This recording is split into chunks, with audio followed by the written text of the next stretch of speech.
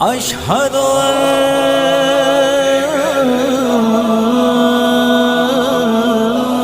علي ولي الله۔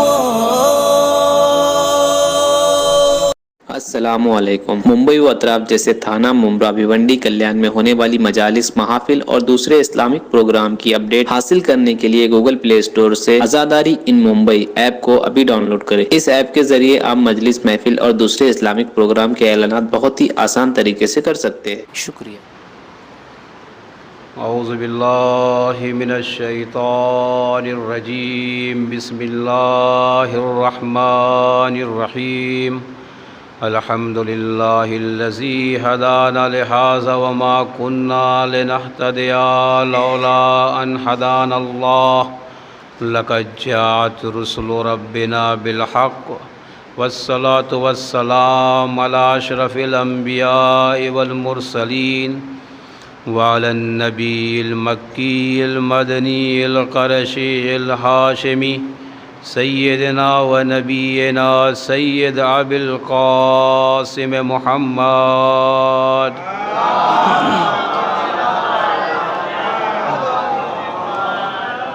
وآلہ الطیبین الطاہرین المعصومین المظلومین الذین اذھب اللہ عنہم الرجس وطہرہم تطہیرا۔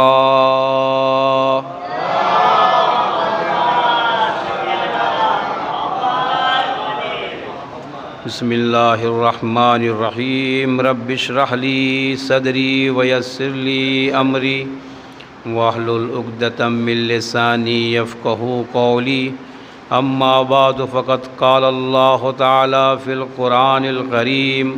بسم اللہ الرحمن الرحیم۔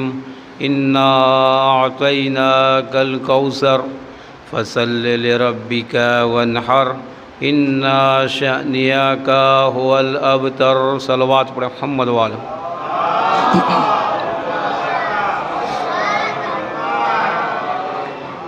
عزیزان گرامی، اس آیت کے ذیل میں کچھ معروضات آپ کے حوالے ہو چکے ہیں، اور جہاں تک کوشش یہ ہے کہ نئے سے نئے نکات آپ کے ذہن عالی تک پہنچایا جائے، ورنہ کچھ باتوں کو تکرار کرنے میں بھی مزہ ہے۔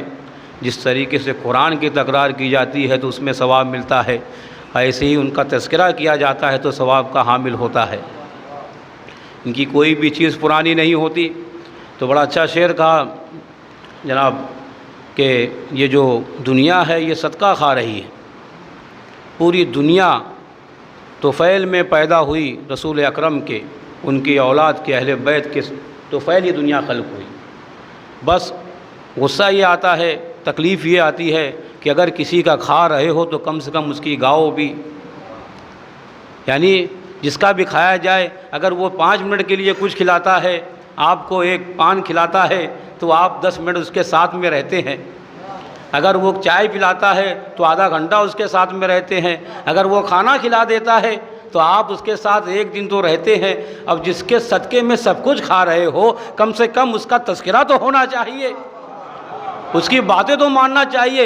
ہم کم سے کم، ہماری قوم اتنی تو احسان فراموش نہیں ہے کہ جس کا کھا رہی ہے اس احسان کو بھول گئی ہے۔ کم سے کم ہم تو ان کے غم میں غم منا رہے ہیں، ان کی خوشی میں خوشی مناتے ہیں۔ وہ اور قومیں ہیں جو کھاتے کسی اور کا ہیں، گاتے کسی اور کے ہیں۔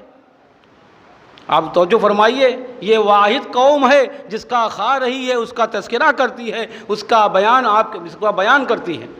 لیکن وہ کتنی احسان فراموش قومیں ہیں جو صدقہ سب کا کھا رہی ہیں، اہل بیت کا۔ ابھی بھی جب کہیں مشکل پھنس جاتی ہے تو اسی پنجتن پاک کے ذریعے سے ہی حل کرتے ہیں۔ بڑے بڑے نام آتے ہیں، بس وہ نام رہ گئے ہیں، وہ نام ان کے بیکار ہو جاتے ہیں، کوئی کام کے نہیں آتے۔ آپ ان کے بڑے بڑوں کو دیکھ لیجئے، ان کو دیکھ لیجئے، اگر کہیں پھنس جاتے ہیں تو بغیر پنجتن کے نہیں چلتا۔ میاں جب ان کے بغیر نہیں چلتا تو ان کی کیوں نہیں مانتے؟ ان کو کیوں نہیں مانتے؟ کیوں ان کے رتبے میں کمی لاتے ہو؟ جب اتنا بڑا تحفہ پروردگار عالم نے اپنے حبیب کے ذریعے سے آپ تک پہنچا دیا تو اس تحفے کے ساتھ یا تو مسئلہ یہی ہے کہ دیکھیے جانتے تو سب ہیں، ایسا کوئی آدمی نہیں مل سکتا جو یہ کہے کہ میں پنجتن کو نہیں جانتا، میں اہل بیت کو نہیں جانتا۔ ایک جان کے انجان بن چکا ہے تو وہ اسلام سے ہی خارج ہو جاتا ہے، اگر کہے کہ نہیں مانتا تو اسلام سے خارج ہو جاتا ہے۔ اور ایک جانتا ہے لیکن یا تو کہیں نہ کہیں مال حرام کا اثر ہے، یا کہیں نہ کہیں مشکل پرانی ہے، اس دنیا کی نہیں عالم ارواح والی ہے، جب یہاں اترتا ہے تو اس کے دل میں اس کی محبت نہیں آتی۔ صلوات پڑھے محمد و آل محمد پر۔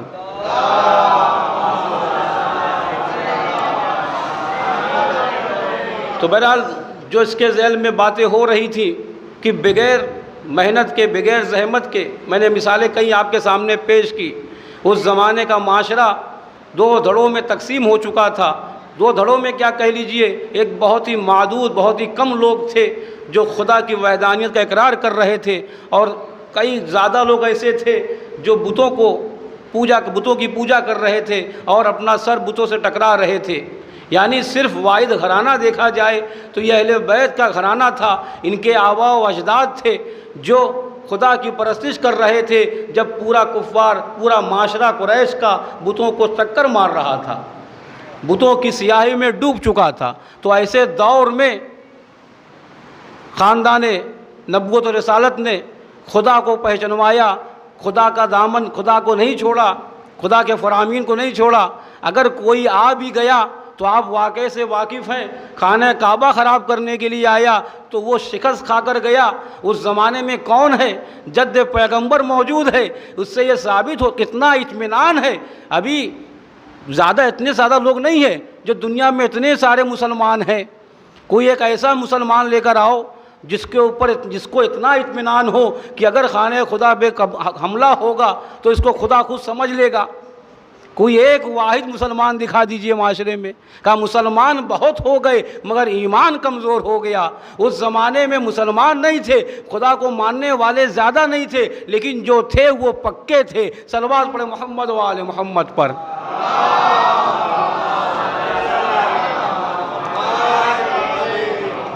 اور جب اس زمانے کی بات، جہاں ہر طرف بت کا چرچا تھا، بت پرستی تھی، ہر طرف بتوں کو مانا جا رہا تھا، اس زمانے میں کوئی خدا کو ماننے والا ہو۔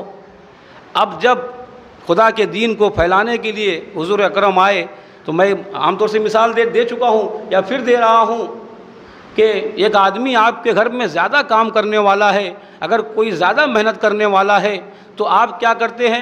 اس کا خیال رکھتے ہیں۔ اگر باپ ہے تو اس کو سراہتا ہے، کہا بیٹا ٹھیک ہے کام کرتے ہو لیکن تھوڑا آرام بھی کر لیا کرو۔ ماں باپ اس بیٹے کے پاس جاتے ہیں، اس کے قریب ہوتے ہیں، اس کے لیے دعائیں کرتے ہیں۔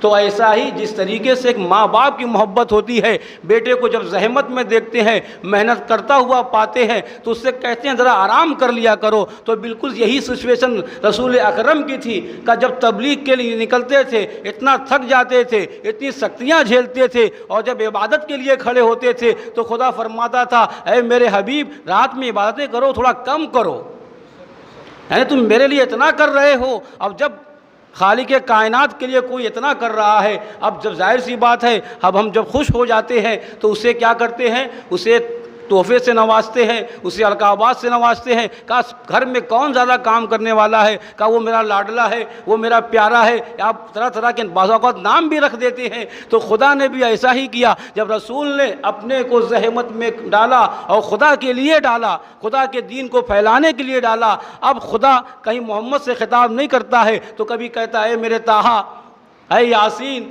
اے مزمل، اے مدثر، اور نبیوں کا نام لیا، لیکن یہ واحد نبی ہے کہ کہیں اگر نام لیا تو باقاعدہ القابات کے ذریعے سے ڈائریکٹ، کہیں محمد بھی نام لیا تو اس کے ساتھ رسول ملایا، کہا ما محمد الا رسول، محمد تو ہے ہی نہیں، ہمارا رسول ہے۔ تو یہ کیوں ایسے القابات مل رہے ہیں؟ جب دنیا میں آپ معمولی آدمی ہو کر اگر کوئی تھوڑی سی محنت کرتا ہے تو آپ اسے القابات سے نوازتے ہیں۔ اب جب یہ القاب مل گیا، کیا واقعاً یہ جو القاب ملے، یہ ان کے پاس جو تحفے، یہ نام آئے، کیا واقعاً اس زحمت کا نتیجہ ہو گئے؟ کیا اس زحمت کی بھرپائی کر پائے؟ کہا اس کے بعد بھی اب ظاہر سی بات ہے جب آپ اتنی محبت کر رہے تھے کسی سے، اب اگر کوئی اس کا دشمن پیدا ہو جائے، یہ باتیں میں تھوڑا سے پہلے نقل کی ہیں، تو کہنے کا مقصد جتنی بڑی زحمت ہوگی تو تحفہ بھی اتنا ہی بڑا ہوگا۔ تو جو فرمایا آپ نے، مثلا اب دیکھیے بعض جگہ پہ خدا نے کہا انا کا لفظ استعمال کیا ہے، انا انزلناہ، ہم نے نازل کیا۔ یہ جو ہم کا لفظ ہے یہ خدا پہ ہی زیب دیتا ہے۔ یہ کہتے ہیں نا ہم نے یہ کام کیا، کہا یہ بندوں کے لیے زیب ہی نہیں دیتا، باقاعدہ انا اور مطلب ہم اس لفظ سے ائمہ پرہیز کرتے تھے، بہت کم ایسا ہوتا تھا لفظ میں استعمال کرتے تھے، کیونکہ یہ لفظ انا، میں کا لفظ اور یہ ہم کے لفظ یہ خدا پہ ہی زیب دیتا ہے۔ کہیں اگر کسی نے کچھ چیلنج کر دیا تو وہاں پہ جا کے مولا کائنات نے کہا انا الذی سمتنی امی حیدرا، ورنہ کہیں بھی انا کا لفظ جلدی استعمال ہی نہیں کرتے، یہ خدا استعمال کرتا ہے کہ ہم نے ایسا کر دیا، میں نے ایسا کیا۔ تو لفظ انا کا استعمال، انا انزلنا، ہم نے نازل کیا۔ اب یہاں پہ خدا کہہ رہا انا اعطینا، اے میرے حبیب یہ تمام القابات تم کو دے دیے ہیں، کہا اس کے ساتھ کوئی خاص چیز ہے، کوئی خاص تحفہ ہے جس میں لفظ ہم استعمال کر رہا ہے خدا۔ جہاں قرآن نازل کرنے کی بات تھی تو وہاں بھی کہا ہم نے نازل کیا۔ اب یہاں پہ کوثر دینے کی بات ہے تو خدا کہہ رہا ہے میرے حبیب آپ نے بہت زحمتیں اٹھائی، آپ نے بہت مشقتیں اٹھائی، آپ نے دین کے راستے میں اپنے کو کھٹا ڈالا، اب ہم اس کے بدلے میں آپ کو کیا کریں گے؟ انا اعطیناک الکوثر، ہم آپ کو کوثر عطا کریں گے۔ تو جو فرمایا آپ نے عزیزو، شاید یہ بات میرے بچوں کے لیے واضح نہیں ہوئی ہے، اگر ایک آدمی مثلا ایک آدمی کسی کمپنی میں کام کر رہا ہے، ٹاٹا کی کمپنی ہے یا برلا کی کمپنی، یہ مشہور کمپنیاں ہیں جو یہاں کی سب سے بڑی کمپنی مانی جاتی ہے میری نظر میں، اور بھی کمپنیاں ہوں گی۔ ایک بچہ ہے وہاں پہ کام کر رہا ہے، اور کام کر رہا ہے بیچارہ، بہت محنت سے کام کر رہا ہے، بڑی زحمت سے کام کر رہا ہے اور ٹائم ٹو ٹائم پہنچتا ہے۔ ایک مرتبہ وہاں سے جو کمپنی کا مالک تھا اس کا گزر ہوا، اس نے بچے کو دیکھا، کہا بھائی واہ تم بڑا اچھا کام کر رہے ہو، میں کمپنی میں ڈھونڈ کے گھوم چکا ہوں لیکن مجھے کوئی ایسا کام کرنے والا نہیں ملا ہے، تمہارا کام اتنا معتبر کام ہے، کہا ہم تمہیں انعام دیں گے، ہم تمہیں انعام دیں گے۔ اب یہ لوگ جو جمع ہوں گے لوگ کتنے خوش ہو جائیں گے، یعنی کون کہہ رہا ہے؟ ٹاٹا کمپنی کا مالک کہہ رہا ہے کہ بھائی ہم تمہیں انعام دیں گے۔ اب یہ پورا شور ہو گیا کہ ہم تمہیں انعام دیں گے۔ اب دنیا پورے کمپنی کے لوگ آگے، بھائی فلاں کوئی انعام ملنے والا ہے، خود مالک انعام دینے والا ہے، یہ کوئی مینیجر انعام دینے والا نہیں ہے، یہ کوئی سپروائزر انعام دینے والا نہیں ہے، یہ کون ہے؟ کہا مالک ہے کمپنی کا، وہ انعام دے گا۔ تو جو فرمائیے گا، اب وہ آیا، ٹاٹا کمپنی کا مالک آیا، کہا بھائی انعام دیا جائے، کہا اتنی زحمتوں کا تمہارا انعام جو ہے ہم 5000 کا چیک لکھتے ہیں۔ آپ انصاف سے بتائیے آپ کے ذہن میں کیا بات آئے گی؟ آپ کے ذہن میں کیا بات آئے گی؟ کہا اتنا بڑا نام ہے اس کا۔ یا چندے کی بات پکڑ لیجئے آپ، مسجدوں میں جس کے پاس بہت سارے کارخانے ہوں، بہت بڑی فیکٹری ہو کپڑوں کی، جیسے کہ بعض لوگ مجھ سے نقل کر چکے ہیں، کہا ہمارے پاس کپڑے کی فیکٹری ہے، تو ہم نے کہا نہیں فیکٹری نہیں، اس کو لوم کہیں۔ تو اب وہ کہہ رہا ہے کہ میں چندہ بھائی اگر جتنا کم پڑے گا میں دوں گا۔ اب آنے کے بعد بعض لوگ ملتے ہیں جو کم پڑے گا ہم دیں گے۔ اتفاق سے ایسا ہے کہ ایسے پروگرام ہوتے اس میں جلدی کمی نہیں پڑتا، کیونکہ خود خاص برکت کے حامل ہوتے ہیں۔ بہرحال آئے، بولے کہ ہم اتنا دیں گے، بہت بڑا نام تھا، گاڑیاں تھی، گھوڑے تھے، فلیٹ تھا، بنگلہ تھا، گاڑی تھی، اور آنے کے بعد کہا ہم دیں گے۔ اب پورا مشہور کیا فلاں آدمی بھائی چندہ دینے والا ہے، ہر آدمی کی نگاہ اس چندہ دینے والے پر ہے۔ اب وہ آیا، آنے کے بعد اس نے کیا 200 روپیہ نکالا، کہا یہ ہماری طرف سے چندہ لکھ لیجئے۔ اب وہاں جو 20-25 لوگ ہوں گے جو اس انتظار میں تھے کہ بھائی دیکھو یہ پیسے والا آدمی کروڑ پتی آدمی ہے، اب چندہ دینے کی باری آئی، جو یہ تو کم سے کم کروڑ دے گا، بھائی لاکھ پتی ہے لاکھ دے سکتا ہے، کروڑ پتی ہے کروڑ دے سکتا ہے، اور 1000 پتی 1000 دے گا، یا جو ہے بیچارہ غریب ہے تو وہ 100 ہی دے کے نکالے گا۔ کہا اتنا بڑا نام تھا، کتنا بڑا نام تھا، کہا 200 روپیہ، تو آپ کا موڈ خراب ہو جائے گا۔ کہا کہ اتنا بڑا نام، اوہ یہ 200 روپیہ دے کے جا رہا ہے۔ یا آئیے پھر اس کو میں اس مثال کو اور آگے بڑھاتا ہوں کہ جیسی ظرفیت ہوگی آدمی اس کے بارے میں ایسے ہی سوچتا ہے۔ مثلا ایک مرتبہ میں تقریر کر رہا ہوں، آپ شاید اتنی انہماک سے نہ سنیں، نہیں، اس سے مرتبہ عابدی صاحب آ کے تقریر کر رہے ہیں تو پورا مجمع سنے گا کہ کیا کہہ رہے ہیں۔ وہ معمم ہے ماشاءاللہ اور پڑھے لکھے ہیں، ایک علمی شخصیت ہے یہاں پہ، ایک مرتبہ آپ ان کو غور سنیں کہ بھائی کیا بول رہے ہیں۔ یا اسی جگہ پہ موسوی صاحب آ جائیں تو پورا بھیونڈی اٹھ کے چلا آئے گا کہ بھائی موسوی صاحب کلام کر رہے ہیں۔ اگر وہیں پہ سستانی صاحب چلے آئیں تو پورا مہاراشٹر، پورا ہندوستان چلا آئے گا کہ بھائی چونکہ اس کی علم کی وسعت ہوتی، اس علم کا ظرف بڑھتا جا رہا ہے، آدمی اپنے اعتبار سے لوگ آ رہے ہیں، تو جیسا آدمی ہوگا ویسا انعام کا تصور ہوگا۔ میں اور ایک مثال اپنے بچوں کو دے دیتا ہوں، بچوں کیا واقعہ ہے، نادر شاہ درانی، اس کے بارے میں آپ جانتے ہیں کتنا خطرناک آدمی، اپنے زمانے کا بادشاہ، ہر وقت جنگ و جدال میں رہنے والا اور بڑا عجیب قسم کا بادشاہ۔ اس کے بارے میں میں نے صرف نقل کیا ہے، امام رضا علیہ السلام کے سامنے جو 2 مینار ہے، اس مینار پہ سونا چڑھانے والا یہی بادشاہ ہے۔ جب بھی وہاں سے نکلتا تھا وہاں سے سر ٹیک کے نکلتا تھا، کہ جنگ پہ آنا تھا ہندوستان کے، جنگ پہ نکلا۔ توجہ فرمائیے گا، جتنا بڑا آدمی ہوگا آپ سے توقع ایسی ہی رہتی ہے کہ بھائی یہ آدمی اتنا بڑا کام کرے گا، کہ یہ نادر چلا جنگ کرنے کے لیے۔ کہہ رہے جب یہ چلتا تھا تو اپنے لشکر سے 8 کلومیٹر 10 کلومیٹر آگے ہی رہتا تھا، 5 کلومیٹر، کہ بھائی آگے کیا ہوتا ہے دیکھا جائے گا۔ کہا راستے سے آ رہا تھا، ایک راستے میں اس نے دیکھا کہ ایک بچہ ہاتھوں میں قرآن کو دبائے ہوئے چلا جا رہا تھا۔ ویسے کچھ سوجی، بچے کو روکا، کہا کہاں جا رہے ہو، تمہارے ہاتھ میں کیا ہے؟ کہا یہ قرآن ہے۔ کہا کہاں جا رہے ہو؟ کہا مکتب جا رہا ہوں۔ تو جب مکتب کا نام سنا، کہا مکتب جا رہے ہو، ظاہر سی بات ہے قرآن ہمیشہ آگے ہوتا ہے۔ اب یہ زمانہ الگ آ گیا کہ اتنی ساری کتابیں پیچھے لاد دی جاتی ہیں، لیکن واحد قرآن جسے لوگ آگے لے کے گھومتے ہیں۔ تو جو فرمایا اتنی بڑی کتاب ہے وہ سینے سے لگی ہوئی ہے۔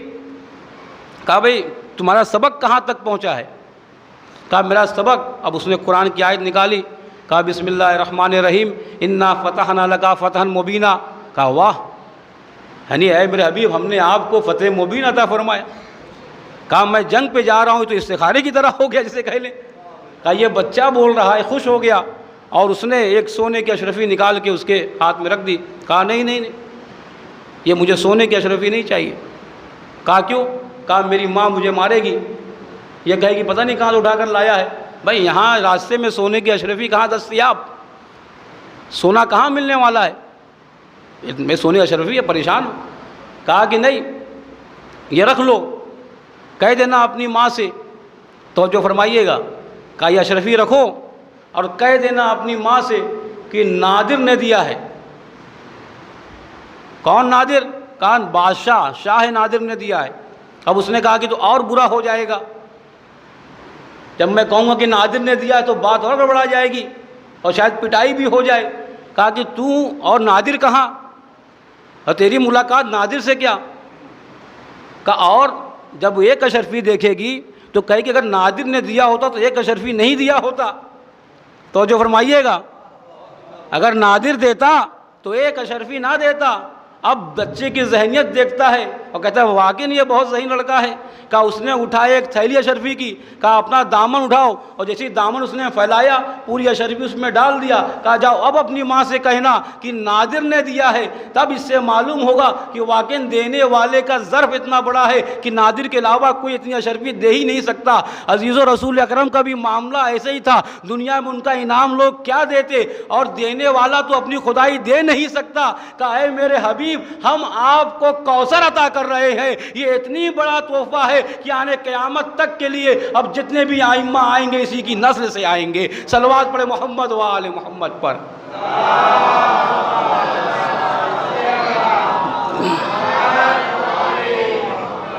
تو جو فرمایا آپ نے، یعنی اگر جتنا بڑا ظرف ہوتا ہے اور ایسا تحفہ دیں گے میرے حبیب کہ آپ کا وجود بھی اس وجود کے اوپر مبتنی ہوگا، اگر یہ ہے تو آپ کا بھی وجود مانا جائے گا، اگر یہ نہیں ہے تو آپ کا بھی وجود نہیں کہلائے گا۔ آئیے میں اسی سے ملاتے ہوئے حدیث قدسی آپ کے سامنے پیش کروں۔ رسول اکرم سے خدا نے کہا یا محمد لولا کا لما خلقتک، اے محمد لما خلقتک الافلاک، اے میرے حبیب اگر تم نہ ہوتے تو میں یہ زمین و آسمان کو خلق نہ کرتا۔ توجہ فرمائیے، یہ مشہور حدیث ہے، حدیث قدسی میں ہے اور بہت ساری کتابوں میں ہے۔ ایک کتاب ہے القطرہ فی مناقب النبی والاطراء، اس میں بھی یہ درج ہے حدیث قدسی کے عنوان سے، اور پھر اس کے ترجمے بھی ہوئے ہیں اور بھی کتابوں میں ہے۔ کہا کہ اے میرے حبیب اگر آپ نہ ہوتے تو یہ زمین و آسمان کو خلق نہ کرتا، یعنی ہم جس آسمان و زمین میں دندناتے پھر رہے ہیں، ہم جی پوری دنیا میں جو گھومتے پھر رہے ہیں اور طرح طرح کی نعمتیں کھا رہے ہیں، اگر آپ نہ ہوتے تو یہ سب کچھ نہ ہوتا، یہ زمین، یہ آسمان، یہ ستارے، یہ ندیاں کچھ بھی نہ ہوتی، آپ کے وجود پر مبتنی ہیں۔ چونکہ آپ کو خلق کرنا مقصود تھا تو ہم نے کیا کیا، اس زمین و آسمان کو بنایا۔ آپ کی عبادت مقصود تھی، آپ کا سجدہ مجھے چاہیے تھا تو ہم نے یہ سب کچھ بنایا۔ اور اس کے بعد رسول اکرم، بہرحال میں سوچ رہا ہوں کتنا خوش ہوئے ہوں گے کہ خدا مجھے کتنا مانتا ہے، خدا مجھے کتنا جانتا ہے، یعنی میری وجہ سے اگر کسی سے کہہ دیا بھائی پوری محفل آپ کی بنا پہ رکی ہوئی تھی، وہ شاعر کتنا خوش ہو جاتا ہے۔ اگر کہیں پہ دعوت ہو اور آپ آخر میں پہنچے اور آپ سے کہا ابھی ہم نے شروع نہیں کیا ہے، آپ کا انتظار کر رہے تھے، آپ کچھ بولے نہ بولے، ایک مرتبہ آپ کے اندر خوشی تو محسوس ہوگی کہ اتنے سارے لوگ میرے انتظار میں، میری محبت میں رکے ہوئے تھے۔ بہرحال قلب کیا پیکرے بشری میں تھے رسول، یہ سوچے تو ہوں گے کہ واہ خدا مجھے کتنی محبت کرتا ہے، خدا مجھے کتنا چاہتا ہے۔ تو جو فرمایا آپ نے، کہا سوچ ہی رہے تھے کہ پھر حدیث نے آگے بڑھ کے کہا کہ دیکھو اگر علی نہ ہوتے میں تمہیں بھی خلق نہ کرتا۔ یہ خوشی میرے خیال سے بہت دیر نہیں چلی ہوگی، یا اور خوشی بڑھ گئی ہوگی کہ میرا بھی وجود علی کے وجود کے بنا پر ہے۔ کہا اگر علی نہ ہوتے لما خلق تو اے محمد، اے میرے حبیب میں تم کو نہ خلق کرتا۔ بہرحال جب مولا کائنات کو معلوم ہو بھائی میں اتنا رسول کا یہ وجود جو ہے، بہرحال ایک اندر ایک خوشی کا دل میں ہوگی کہ مطلب اتنا بڑا وجود پوری دنیا رسول کے صدقے میں، اور خود رسول کا وجود علی کے بغیر نہیں۔ اب یہ دونوں آدمی ایک دوسرے کو دیکھ رہے ہوں گے، ملو بھائی ہم لوگوں کی بنا پہ دنیا و آسمان خلق ہوئے ہیں، ہمارے ذریعے خلق ہوئے ہیں۔ کہا اسی میں سوچ رہے ہوں گے تو حدیث نے آگے بڑھ کے کہا اے رسول، اے حبیب، اے میرے حبیب، اے علی، کہا دیکھو اگر فاطمہ نہ ہوتی میں تم دونوں کو نہ خلق کرتا۔ صلوات پڑھے محمد و آل محمد پر۔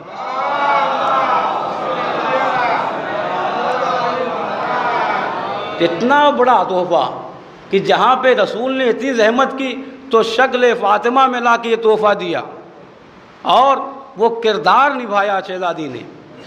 وقت بڑی تیزی سے گزر جاتا ہے، وہ کردار جناب شہزادی نے بتایا۔ کتنی عمر تھی شہزادی کی؟ 18 برس، اور جب سے پیدا ہوئی، جب سے اس دنیا میں آئی، اب آنے کا بھی ان کا جو آنے کا وہ ہے ایک الگ سلسلہ ہے، جیسے عام لوگ آتے ہیں وہ ایسے نہیں آئیں۔ انشاءاللہ اس پہ تبصرہ کبھی ہوگا، وہ حدیث بیان کروں گا۔ کہا کہ جب یہ پیدا ہوئی تو آپ سوچئے آنے کی میں نے کل نقل کیا، اور جب آئیں تو کس طریقے سے زحمتوں کو اٹھایا۔ ابھی پیدا ہوئی ہیں تو شاب ابی طالب والا واقعہ پیش آتا ہے، اور اتنی بابرکت ذات ہے کہ ان کے بچپنے سے ہی کا اتنا نور ان کے ہاں ساتھ ہوتا تھا۔ جب چھوٹی تھی اتنی نوران پر پیکرے بشری میں نور کو سمو دیا گیا تھا، اور اتنی پاکیزہ خاتون، اتنی پاکیزہ ایسی بیٹی آج تک کائنات میں نہیں۔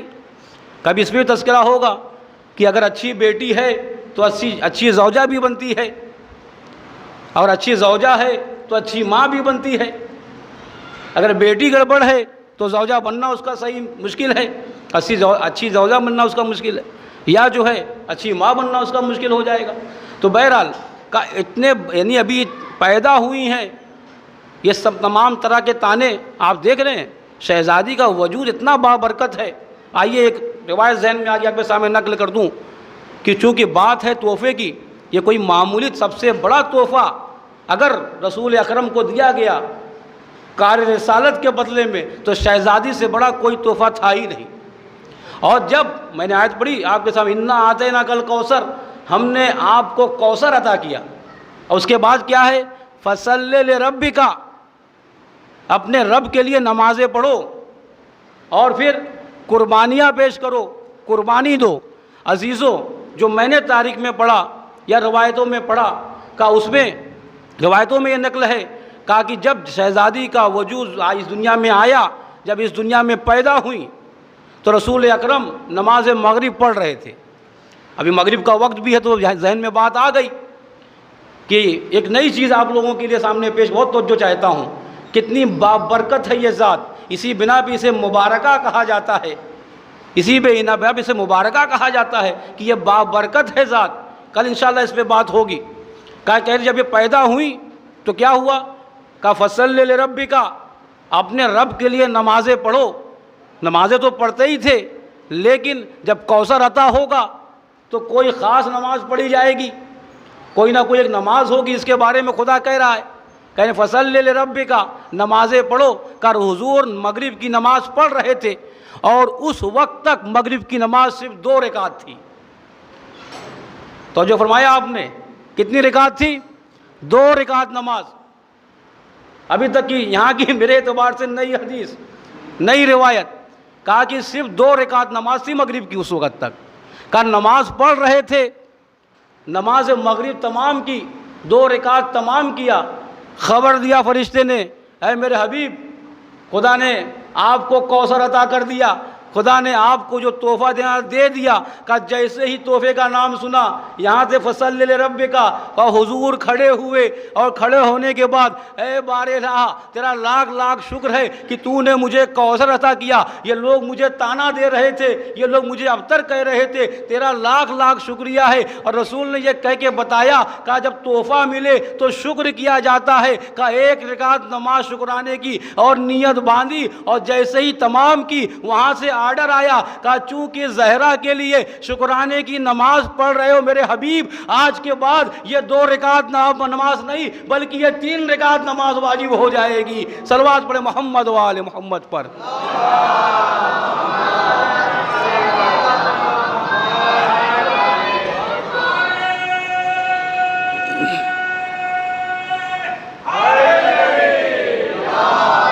نئی بات ہے، شاید آسانی سے آپ نے سن لیا، کتنی بابرکت ہے ذات۔ آنے کے بعد آج 1 رکعت نماز پڑھ رہے ہیں تو یہ جناب شہزادی کی برکت ہے، کم سے کم 1 رکعت اور خدا سے باتیں کر لیا جاتا ہے۔ صلوات پڑھے محمد و آل محمد پر۔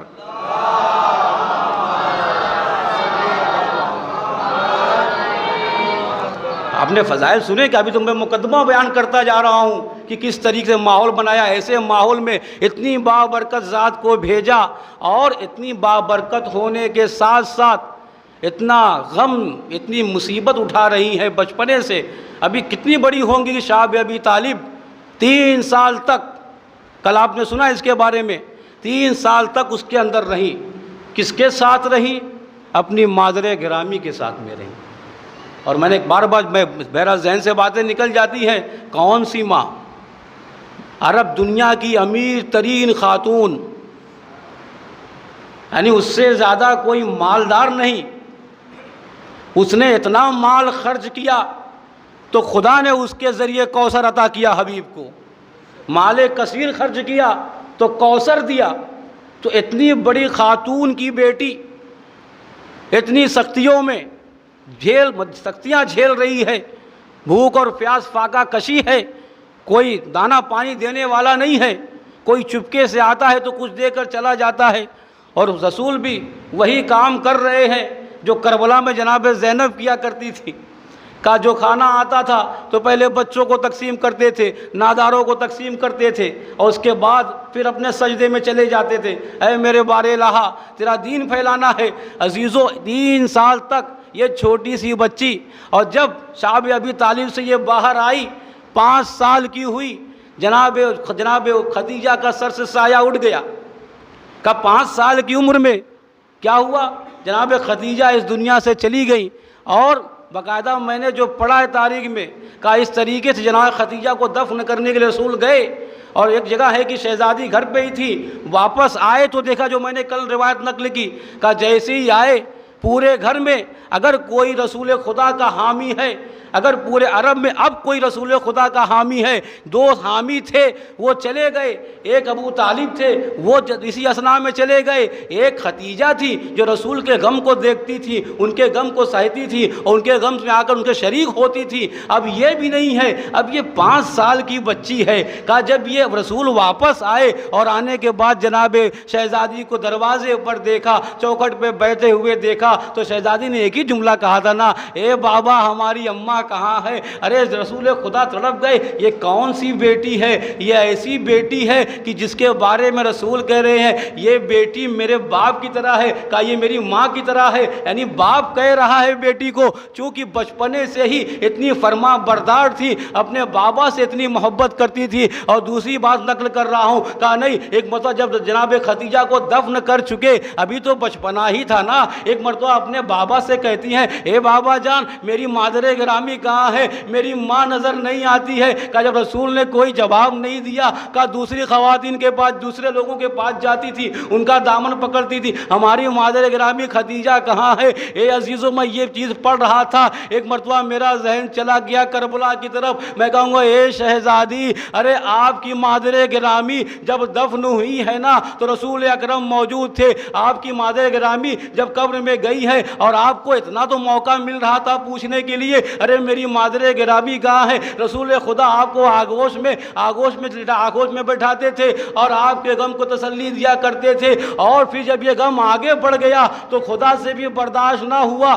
ارے جبرائیل چلے آئے، آنے کے بعد کہتے ہیں اے میرے حبیب اپنی بیٹی سے کہہ دو کہ خدا تمہیں سلام پہنچاتا ہے۔ یہ عظمت زہرا ہے عزیزو، جناب شہزادی اگر رو رہے ہیں تو خدا کو بھی برداشت نہیں ہوتا، ارے جبرائیل کو بھیج دیا، جبرائیل آتے ہیں کہتے یا رسول اللہ اپنی بیٹی سے کہہ دیجئے کہ خدا تمہیں سلام پہنچاتا ہے۔ میں ایک مرتبہ ہاتھوں کو دھوڑوں گا شہزادی، ارے آپ کی آنکھوں سے آنسو نکلے، ارے فرشتہ چلا آیا، ابھی کچھ ہی زمانہ گزرے گا، ارے آپ کی پوتی ہوگی اپنے بابا کے لیے رو رہی ہوگی، لیکن اس کے بدلے میں فرشتہ نہیں، ارے شمر آگے بڑھے گا، کبھی تعزیانہ لگائے گا، کبھی تماشے لگائے گا۔ اے شہزادی ارے آپ نے صرف جناب مولا کائنات کو دیکھا کہ گلے میں رسی کا پھندا ڈالا گیا اور گلی گلی کھینچا جا رہا تھا، آپ سے برداشت نہ ہوا، آپ نے کہا میں اپنے بالوں کو پریشان کر دوں گی، ارے مسجد نبوی کی دیواریں بلند ہونے لگی، اے شہزادی ارے ثانیہ زہرا ہوں گی، ارے آپ کا لاڈلا حسین ہوگا، ارے جناب زینب مرثیہ پڑھ رہی ہوں گی، اے نانا یہ آپ کا حسین، وَسَيَعْلَمُ الَّذِينَ ظَلَمُوا أَيَّ مُنْقَلِبٍ يَنْقَلِبُونَ عَلَىٰ لَعْنَةُ اللَّهِ الْقَوْمِ الظَّالِمِينَ۔ بہرحال اس مختصر سے اپنی بارگاہ عزتی میں اس اعمال کو اپنی بارگاہ عزتی میں جگہ عنایت فرما۔ بہرحال جہاں جہاں شیعان حضرت قرار ہیں ان کی جان و مال عزت و آبرو کی حفاظت فرما۔ بہرحال جو حاضرین مجلس ہیں، جو غائبین مجلس ہیں، جو بھی ان کی دلی حاجات ہے بحق معصومین علیہ السلام کے قبول فرما۔ بہرحال دنیا ظلم و جور سے بھر گئی ہے، اپنی آخری حجت کے ظہور میں تعجیل فرما اور ہم کو ان کے غلاموں میں شمار فرما۔ ماتم